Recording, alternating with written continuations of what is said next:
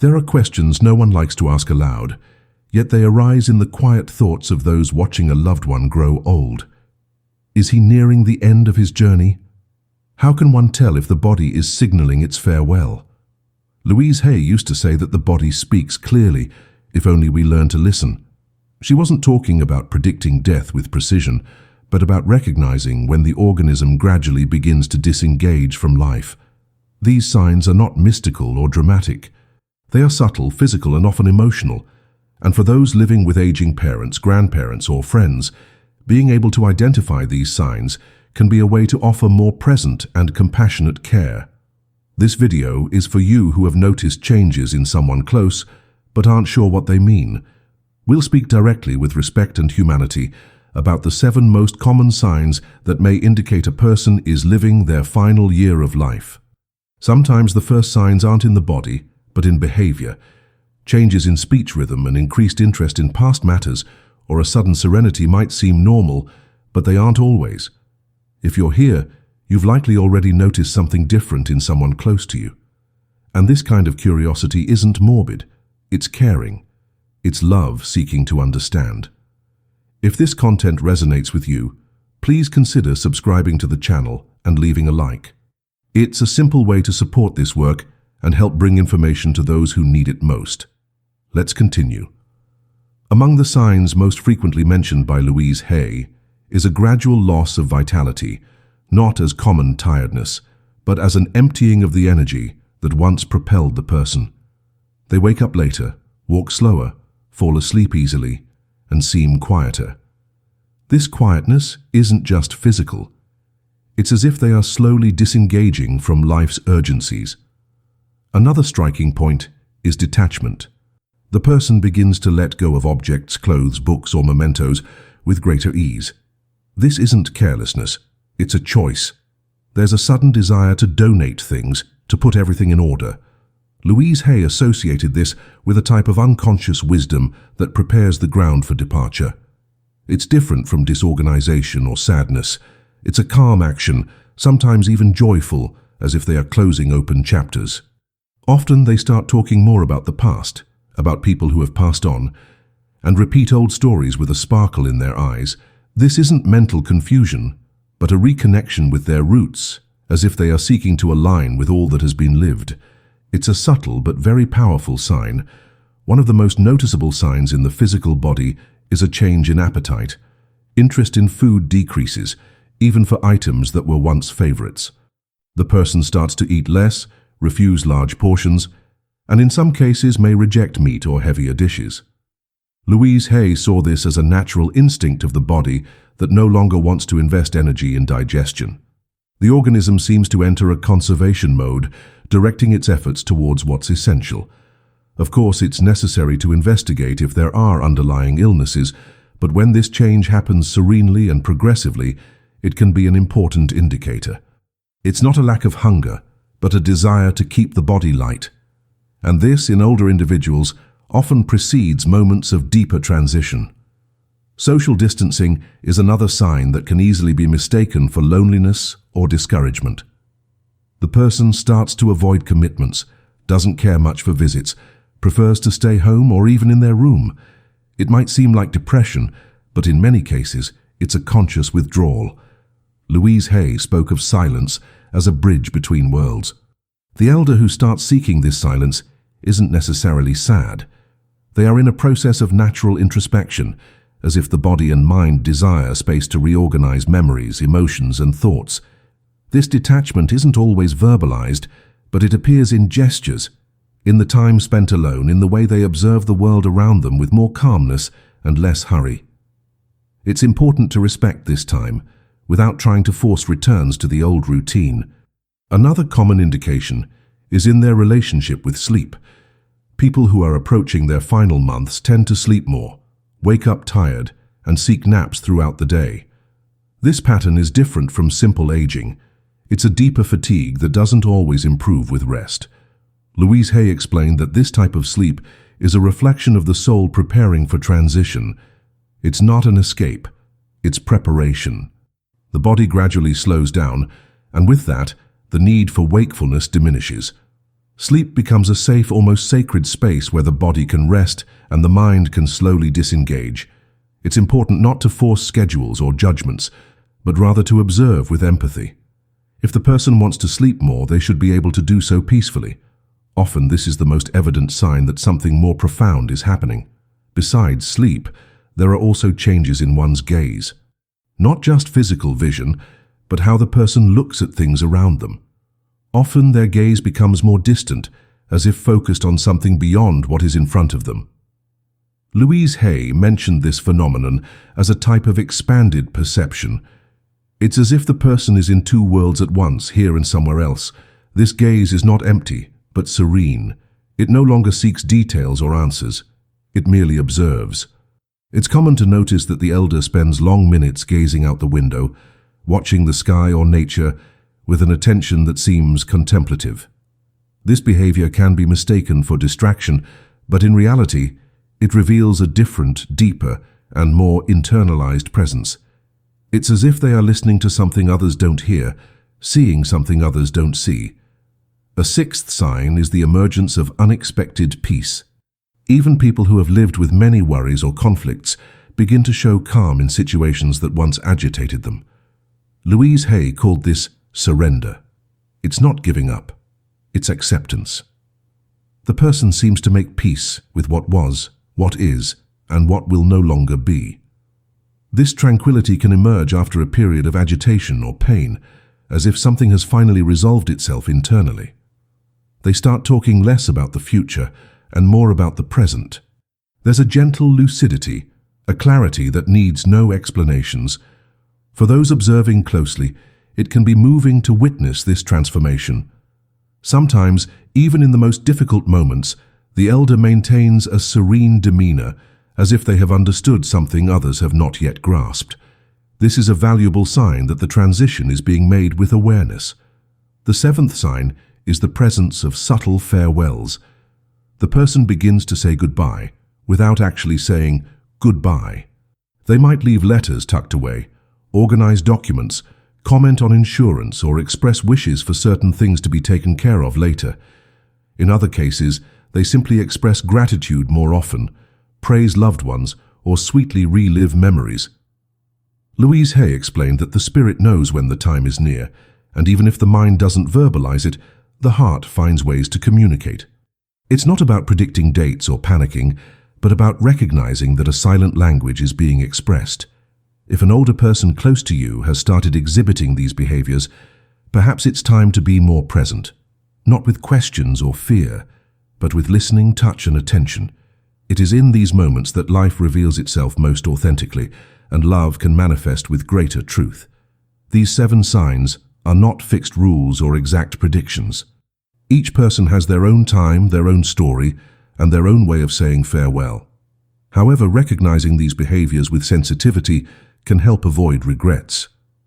Louise Hay contended that death is not a failure, but a natural closing of a cycle. When we observe the process consciously, without denying or ignoring, we can offer more loving care. This doesn't mean anticipating losses or living in constant alert, but rather being attentive to what matters. What changes when we realize someone might be in their last year? Conversations change, priorities shift, the way we are together changes. And perhaps this is precisely the greatest lesson. Life invites us to love more when we understand that time is finite. And that is a gift, even if it seems painful. It's also important to discuss how to deal with this emotionally. For many families, recognizing these signs is accompanied by guilt, denial, or fear. But Louise Hay said that true love is that which doesn't try to hold on. If someone's body is preparing to depart, there's no point in fighting it rigidly. It's more helpful to offer presence, dignity, and comfort. Instead of trying to maintain routines as if nothing is happening, perhaps it's time to create moments of truth, to listen more than talk, to value even the silences. Death can be a taboo, but it doesn't have to be a trauma. When we face the end as part of the journey, we can transform fear into connection. This doesn't prevent the pain of loss, but it helps avoid the emptiness of what was left unsaid, unlived, or put off for later, and that makes a big difference. There's also an important practical aspect. When an elderly person starts showing these signs, many families feel lost on how to act. Louise Hay insisted on the importance of respecting autonomy until the very end. This means listening to what the person wants, even if their choices seem too simple. If they say they want to stay home, eat less, or spend more time in silence, it's fundamental to respect that wish. Care isn't about doing things for them, but about being with them. This might involve adjusting routines, avoiding pressure, and accepting that some things will be beyond your control. Often the best way to help is to simply be present, with a cup of tea, an ear to listen, a steady hand. Grand gestures aren't needed, but sincere ones are. The end of life doesn't demand a spectacle, it demands truth. And when that truth is shared with love, even the most difficult moments gain meaning. Another essential point is dialogue. Many families avoid talking about death with the elderly person, as if doing so would invite suffering. But Louise Hay reminded us that forced silence is heavier than the pain of truth. Talking about the end doesn't mean giving up on life. On the contrary, it's recognizing that time is precious. Sometimes the elder simply wants to express what they feel, share a memory, or ask for something simple, like hearing their favorite music one more time. When we make space for these conversations, something shifts, the relationship deepens, and even if the farewell is still distant, the present connection strengthens. This too is care. Avoiding the topic might seem like protection, but often it's just fear. And fear, when not faced, keeps us away from those who need us most. Speaking calmly, listening attentively, and not shying away from the present moment is what truly matters. It's natural for doubts and insecurities to arise when you notice these signs. How can you know if it's truly the end if each person is unique? Louise Hay never spoke of formulas, but of attentiveness. What matters is the combination of signs, the context, and how each manifests. Not all signs will always be present, and it won't always be possible to be certain. But observing with sensitivity is a path to offering more dignity. Instead of waiting for a formal diagnosis or a health crisis, it's more valuable to observe the rhythm of daily life. If the person is calmer, lighter, more distant from worries, and more connected with memories, perhaps something inside them is changing. And even without confirmation, that's reason enough to intensify your care. Not with alarm, but with presence. Not with fear, but with respect. The final time deserves the same value as the beginning. As we age, it's common to think more about our mortality. But when that thought becomes a near reality, everything takes on a different weight. Louise Hay used to say that dying well is as important as living well, and that isn't achieved solely with hospitals or medications. It's built through connection, listening, and the delicacy of gestures. When someone close is living their final months, it's common for the pace of the home to change. The television might be quieter, conversations softer, days longer. This might seem sad, but it can also be a time of deep reconciliation, of resolving loose ends, of saying what was never said, of forgiving without needing justifications. It's a time when details matter more than plans, and even without grand ceremonies, this can be one of the most sacred periods of human togetherness. It's also worth discussing caregivers, who often go through this process in silence. Caring for someone nearing the end requires emotional strength, patience, and balance. Louise Hay reminded us that you cannot offer peace to someone if you yourself are in turmoil. Therefore, it is essential that caregivers also take care of themselves, seek support, rest when possible, and share responsibilities. Farewell is not a single act. It happens in stages, in glances, in silences. And caregivers experience all of this intensely. Being able to identify the signs also helps the caregiver prepare emotionally. It allows grief to begin consciously, even before the physical departure. This doesn't lessen the pain, but it provides time to process feelings more clearly, and most importantly, it offers the chance to be truly present while there is still time. If you are experiencing this moment with someone, know that you are not alone. Many face this phase with fear, doubts, and exhaustion, but also with love, gratitude, and courage. Louise Hay invites us to see life as a cycle that completes itself, and not as something that simply ends. Each person has their own way of departing, and no two are alike. The most important thing is to be truly present. It won't always be possible to do everything, but it is possible to do what is essential, to be there. Sometimes a look is worth more than words. Her shared silence is worth more than advice, and a simple gesture of affection can bring more comfort than any medicine.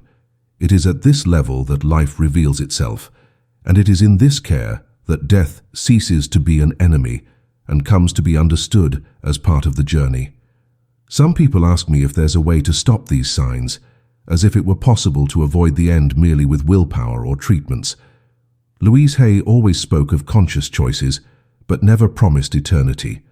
The body has its own time, and often recognizing that time is healthier than trying to extend it at all costs. This doesn't mean giving up on medical care, but understanding that there are natural limits.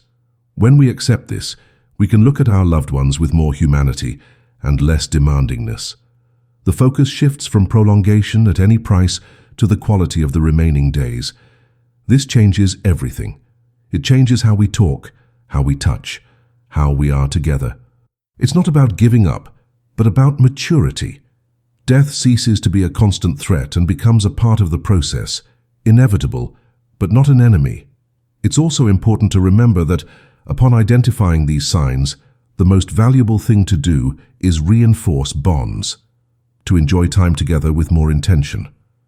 Louise Hay suggested simple things: listening to old music, looking at photo albums, walking slowly around the house, preparing that favorite dish. These are small gestures, but they create a deep emotional impact. When the person feels seen that their story matters, they live their last days better. Even if there are no more grand conversations, companionship itself communicates love. It is during this phase that bonds prove their truth. Those who remain nearby don't need prepared speeches, but a willingness to simply be there. The moment doesn't demand perfection, it demands presence. That's what truly counts at the end of life. Not what was achieved, but what was shared until the very last moment. If the elderly person is lucid, a direct conversation can be liberating. Many wait for someone to bring up the topic of departure so they can express themselves honestly. Louise Hay recounted cases of people who improved after openly discussing death, not because they avoided the end, but because they found peace. Speaking with respect, asking what they would like to organize, what wishes they want to fulfill, or which memories they wish to revisit, can open space for unique moments. Even if there are no answers, the attempt itself is an act of love. This isn't morbid. It's life being faced head-on. It's mature care that embraces time without denying it. Death doesn't have to be the end of affection. It can be its peak, when everything that matters boils down to the essential: love, presence, listening, and truth. It's also common for those going through this process to feel torn between the desire to continue and the weariness of all they've already experienced. Louise Hay spoke of this as a point of balance that each person finds in their own time. For those beside them, it's crucial not to pressure or judge. If there are days when the person wants to talk and laugh, let that be embraced. If there are days of silence and withdrawal, let those also be respected. Emotional instability is part of this phase. The most important thing is to maintain a constant presence without expecting specific reactions. Mature love accepts without demanding. And this acceptance creates an environment of trust where the other can relax, be themselves, without fear of disappointing. This often is more healing than any attempt to cheer up or change what is happening. To those observing from the outside, it might seem as if life is diminishing, but for the person experiencing it from within, there is an intense movement of internalization. Louise Hay said that at this moment, the soul makes its own adjustments. Not everything will be visible or understandable. Therefore, it's important to be patient and not get frustrated when there are no explanations. The elder might not know how to say why they are quieter, why they cry without reason, why they feel like seeing someone from the past again. But these impulses have meaning. It's up to us to accompany them with sensitivity, to be with them without trying to fix things, to listen without trying to answer. Death is a territory that demands humility.